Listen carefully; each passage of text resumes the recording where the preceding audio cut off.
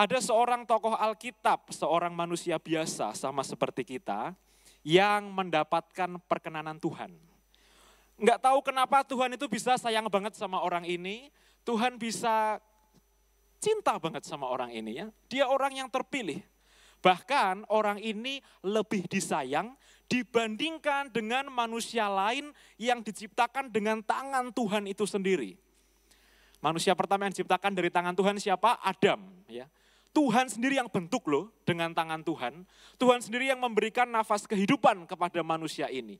Tapi dia bukan yang dipilih Tuhan. Tuhan memilih seorang hambanya yang namanya Abram. Lalu setelah menerima panggilan ilahi itu, dia berganti nama menjadi Abraham. Setelah dia menerima janji Tuhan. Di hari dia menerima janji Tuhan itu tahu umurnya 99 tahun. Artinya apa? 98 tahun hidupnya biasa-biasa saja. Seperti layaknya manusia normal. Tapi di umur ke-99, hampir 1 abad, dia baru menerima janji Tuhan. Bagaimana dengan kita? Kita yang sering berdoa, Tuhan kenapa doaku kok belum dijawab? Anda doa baru berapa tahun? Baru setahun mendoakannya? Baru 10 tahun mendoakannya?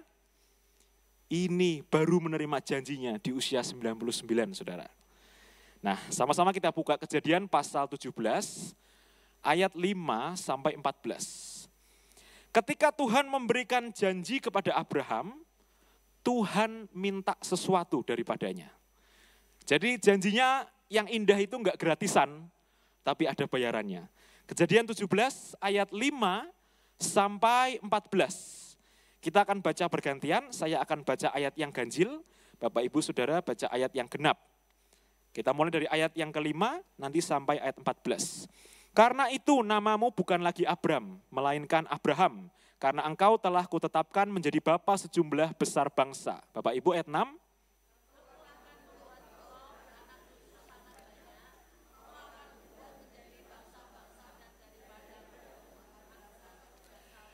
Ayat 7, aku akan mengadakan perjanjian antara aku dan engkau serta keturunanmu turun-temurun menjadi perjanjian yang kekal. Supaya aku menjadi Allahmu dan Allah keturunanmu. Ayat 8.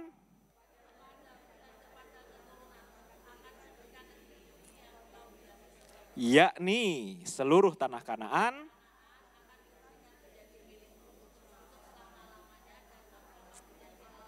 Ayat 9 saya, lagi firman Allah kepada Abraham, dari pihakmu, perhatikan baik-baik, engkau harus memegang perjanjianku, engkau dan keturunanmu turun-temurun. Bapak Ibu ayat 10.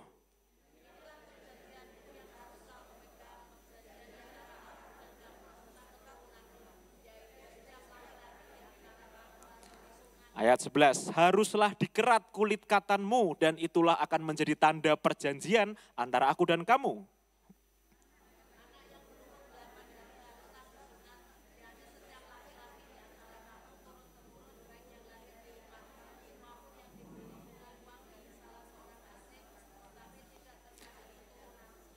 Saya, orang yang lahir di rumahmu dan orang yang engkau beli dengan uang harus disunat. Maka dalam dagingmu lah perjanjianku itu menjadi perjanjian yang kekal. 14 bersama-sama, dan orang yang tidak disunat, yakni laki-laki yang tidak dikerat kulit katanya, maka orang itu harus dilenyapkan dari antara orang-orang sebangsanya, ia telah mengingkari perjanjianku. Beberapa hari yang lalu saya membuat konten tentang sunat, saudara. Dan saya kaget ketika konten itu menjadi viral dan rupanya isinya hujatan semua. Dari mana datangnya hujatan itu? Dari orang-orang Kristen yang tidak mau sunat. Terutama pendeta-pendeta.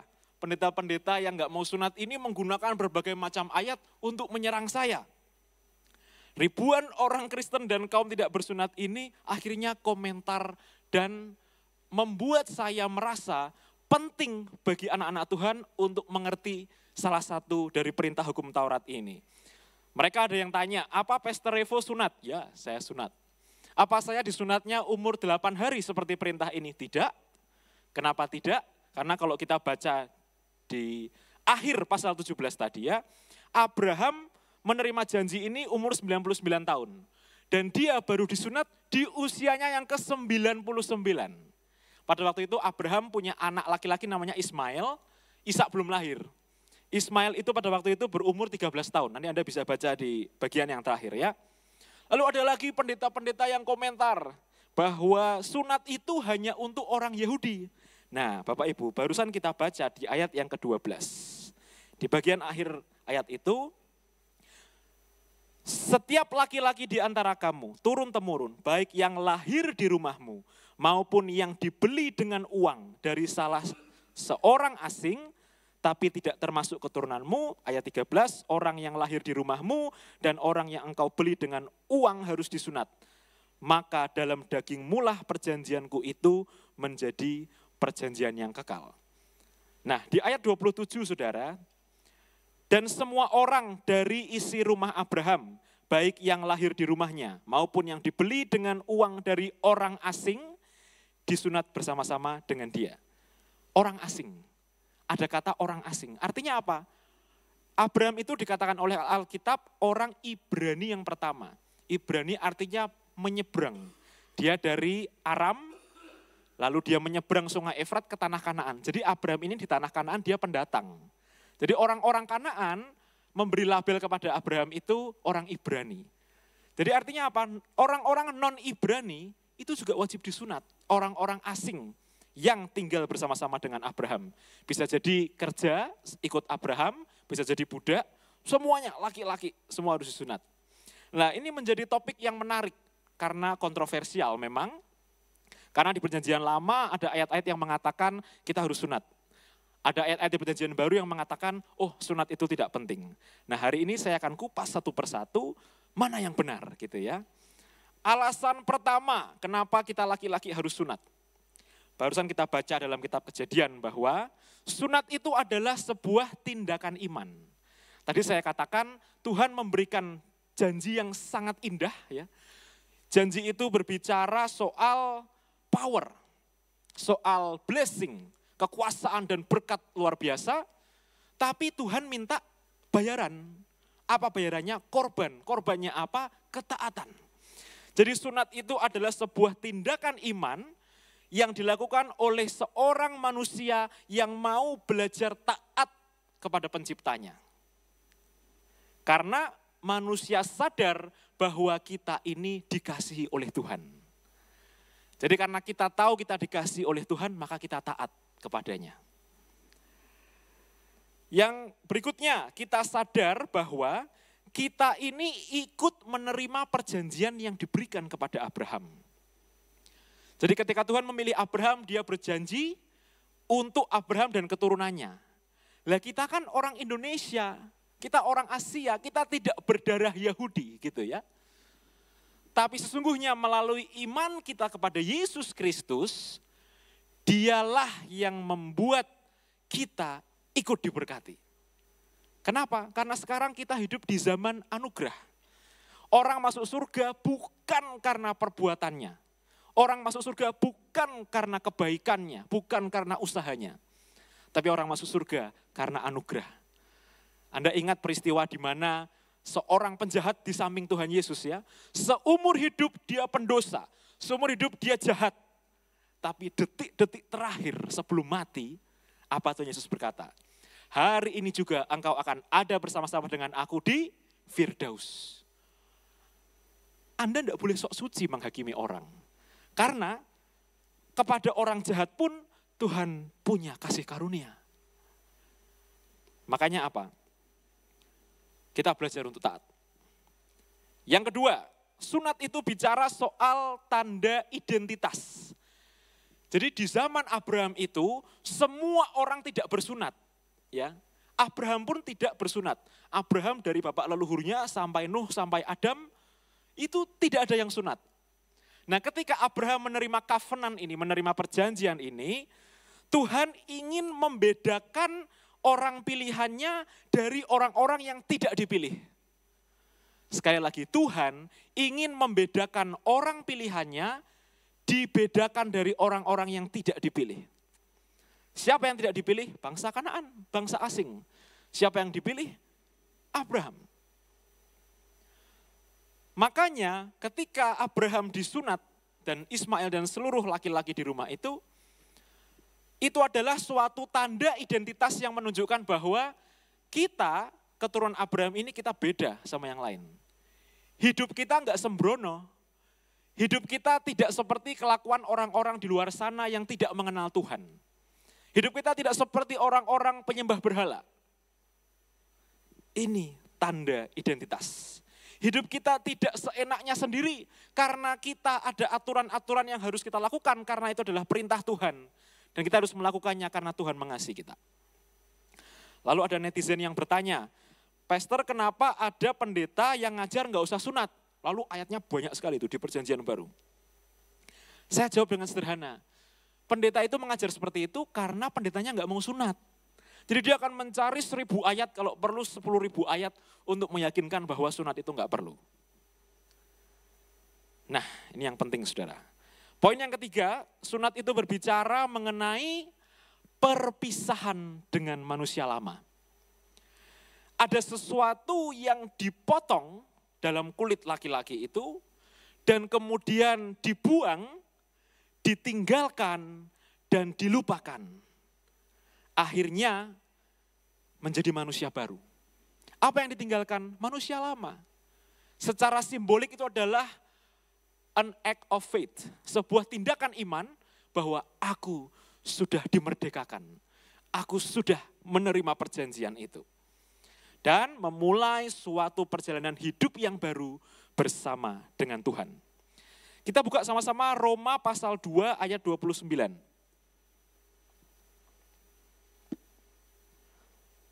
Saya harap ayat ini menyenangkan hati saudara, Roma pasal 2 ayat 29. Saya akan bacakan. Tetapi orang Yahudi sejati ialah dia yang tidak nampak keyahudiannya, dan sunat ialah sunat di dalam hati secara rohani, bukan secara hurufiah. Maka pujian baginya datang bukan dari manusia, melainkan dari Allah. Jadi pada waktu Yesus naik ke surga, itu murid-murid Yesus itu menjadi pasukan penyebar Injil. Semuanya orang Yahudi, semuanya sunat. Lalu mereka mulai memberitakan firman, memberitakan kabar baik ke kota-kota orang kafir. Artinya ke kota-kota orang yang tidak mengenal Tuhan, yang menyembah berhala.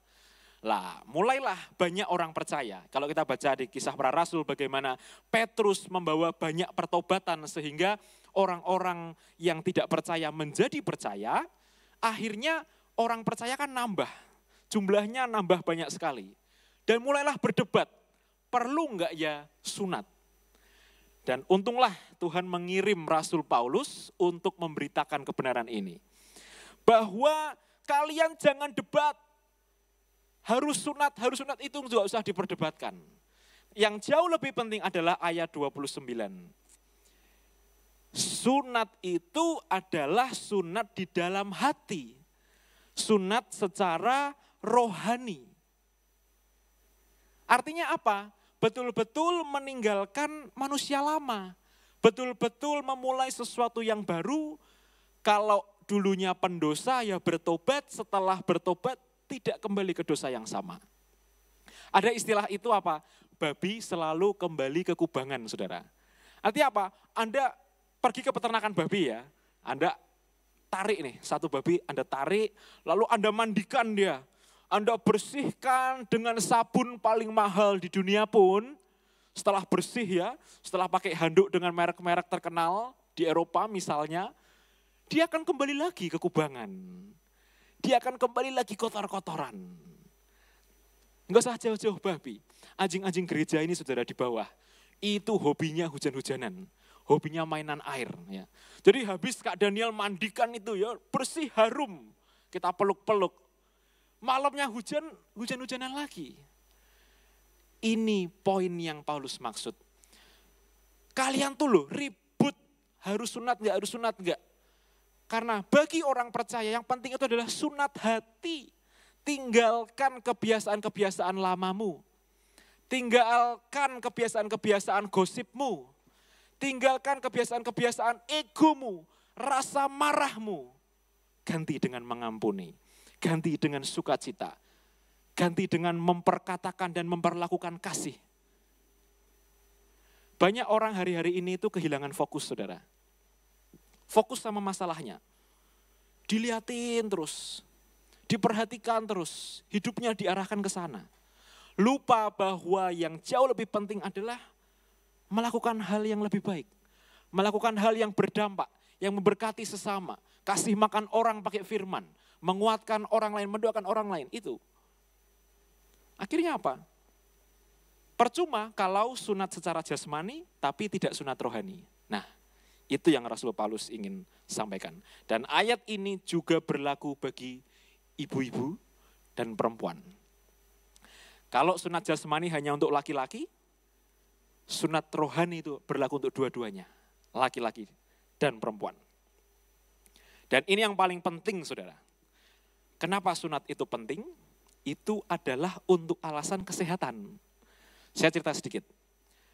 Ketika kita buang air ya, buang air kecil, urin yang kita buang itu mengandung apa sih, saudara? Itu adalah zat ekskresi.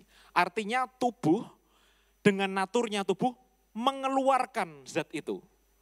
Kenapa tubuh mengeluarkan? Karena itu berisi zat-zat sisa yang tidak dibutuhkan tubuh dan bersifat racun ketika ada banyak dalam tubuh. Makanya beberapa waktu lalu saya mengajar tentang kita minum air putih yang banyak. Ingat? Kenapa? Karena tubuh kita itu punya sistem yang canggih di mana Tuhan mendesain supaya racun itu dibuang dengan otomatis lewat air, lewat keringat, lewat urin, lewat itu. Nah kalau kita kekurangan air, akhirnya tubuh nggak bisa bekerja dengan optimal. Dan ketika laki-laki kulit katanya tidak dipotong, itu maka ada bagian kulit yang menampung sel kulit mati. Anda tahu sel-sel kulit kita ini ya, itu tiap hari diproduksi terus, saudara. Makanya kalau ada istilah ular ganti kulit, orang pun juga ganti kulit loh. Buktinya apa? Jerawat. Jerawat itu kalau diobati lama-lama hilang kan? Hilang, kenapa? Karena yang di bawah dibawa naik ke atas, yang atas karena kita mandi hilang. Regenerasi terus. Nah, ketika kulit katan itu tidak dipotong, padahal itu tempat lewatnya zat beracun, apa artinya, saudara? Artinya itu menjadi sarang bakteri. Suatu tempat yang lembab, yang susah dibersihkan secara medis ya, dan menjadi sarang bakteri. Maka para dokter berkata, jika orang yang belum sunat, laki-laki ya, ada luka pada kulit katanya itu dan tidak membersihkan dengan baik, maka itu akan infeksi. Kenapa infeksi? Karena itu memang sarang bakteri. Dan para ilmuwan di bidang medis berkata, laki-laki yang sunat itu mengurangi resiko kena kanker penis. Nah, saya beritahu Anda sore hari ini, apa sih maksudnya? Ya. Sunat itu adalah salah satu hukum Taurat. Salah satu perintah Tuhan kepada manusia. Dan saya beritahu Anda, Tuhan tidak mungkin menyuruh Anda melakukan sesuatu untuk mencelakakan Anda. Tuhan tidak pernah menyuruh melakukan sesuatu untuk merugikan anaknya. Tapi untuk membawa kebaikan. Karena Tuhan tahu bahwa kita ini settingannya seperti ini. Diciptakan seperti ini sehingga harus dipotong kulit katanya untuk hidup yang lebih sehat. Tuhan tahu. Makanya Tuhan memberitahu kita. Tuhan mau agar umatnya, umat pilihannya ini hidup sehat. Kenapa? Kenapa kita harus hidup sehat sih? Kalau Anda orang yang diberkati Tuhan, harta melimpah luar biasa, tapi Anda sakit-sakitan, apakah Anda bisa menikmati berkat itu? Tidak. Maka tubuh yang sehat itu jauh lebih penting dari apapun yang dunia ini tawarkan. Loh ya saudara. Karena Tuhan mau anak-anak pilihannya ini sehat, makanya Tuhan menyuruh seperti itu. Dan yang paling penting tadi di poin keempat ya, secara medis, secara kesehatan, para dokter di seluruh dunia ini menganjurkan tindakan sirkumsisi itu. Ayo semuanya sunat, enggak apa-apa terlambat daripada tidak ya. Saya enggak akan tanya, siapa yang belum sunat angkat tangan? Enggak, saya enggak akan tanya. Itu jadi rahasia Anda dan Tuhan gitu ya. Tapi hari ini Anda sudah terima kebenaran bahwa dari sononya Tuhan itu mau kita itu sunat, ya. Bahkan Abraham dan orang-orang asing yang non-Ibrani, yang non-Yahudi tetap disuruh sunat sama Tuhan. Dari sononya itu seperti itu. Nah, ada sebuah peristiwa yang cukup mengerikan yang pernah terjadi. Tuhan marah sama Musa, saudara. Musa itu adalah seorang nabi besar bagi bangsa Israel, ya. Bagaimana tidak, dia menciptakan berbagai macam mukjizat melawan Firaun, melawan satu bangsa. Israel itu jumlahnya kecil dibandingkan dengan bangsa Mesir yang besar. Dia berbicara di hadapan Firaun dan memberikan tulah-tulah kepada Firaun dalam nama Tuhan. Wah, itu luar biasa itu orang seperti itu, ya. Tapi suatu hari ketika Musa dipanggil untuk melakukan tugas besar itu, Tuhan pernah marah sama Musa, sampai Tuhan hampir membunuh Musa. Kejadiannya ada di Keluaran pasal 4 ayat 25. Nanti Anda baca sendiri di rumah, tapi saya ceritakan saja sore ini. Dia hampir dibunuh Tuhan karena lupa satu hal, yaitu lupa menyunat anaknya. Pemain musik maju ke depan. Bagi Tuhan ini fatal banget. Kalau kita lihat dari sudut pandang Tuhan, ya, Tuhan ini seperti berkata kepada Musa, "Nak, kamu ini mau tak pakai untuk melakukan pekerjaan besar. Bagaimana aku mau pakai kamu kalau kamu sendiri tidak taat pada perintahku?" Rupanya ketaatan itu penting bagi Tuhan, saudara. Dan ketika dia lupa melakukan salah satu hukum Taurat itu yang bagi Tuhan fatal, Tuhan pernah hampir membunuh Musa. Tapi ini yang terjadi. Musa itu punya istri namanya Zipora. Dia adalah wanita yang berhikmat. Ya. Apa yang dia lakukan? Ketika Tuhan hampir membunuh Musa, Zipora langsung mengambil pisau batu, memotong kulit katan anaknya, dan menempelkan kulit itu ke kaki Musa, dan berkata, "Engkau adalah pengantin darah bagiku." Dan apa yang terjadi, saudara? Amarah Tuhan hilang. Apa maksudnya pengantin darah? Ayat ini hanya muncul satu kali di Alkitab. Kalimat ini, pengantin darah. Artinya apa? Sebuah perjanjian darah dengan Tuhan dimeteraikan layaknya hubungan suami dan istri. Nah, dalam teologi bangsa Yahudi, bangsa Israel itu seperti perempuan, Tuhan itu seperti mempelai laki-laki. Jadi Tuhan itu berkata apa kepada bangsa Israel ketika bangsa Israel menyembah berhala? Tuhan bilang, "Kamu berzinah." Walaupun tidak berzinah secara seksual dengan manusia-manusia lain, tapi bagi Tuhan, ketika bangsa Israel menyembah Tuhan yang lain, menyembah Tuhan yang mati, itu adalah sebuah perzinahan. Artinya apa, saudara? Hubungan kita dengan Tuhan itu seperti mempelai. Anda yang laki-laki, di mata Tuhan, Anda diibaratkan seperti perempuan. Artinya apa? Ketika kita menjadikan Tuhan mempelai kita, artinya kita betul-betul membutuhkan Dia. Kita betul-betul menceritakan semua isi hati kita kepadanya. Kita betul-betul menjadikan Tuhan teman dalam hidup ini. Menjadikan Tuhan sumber kekuatan, sumber pertolongan, sumber sukacita.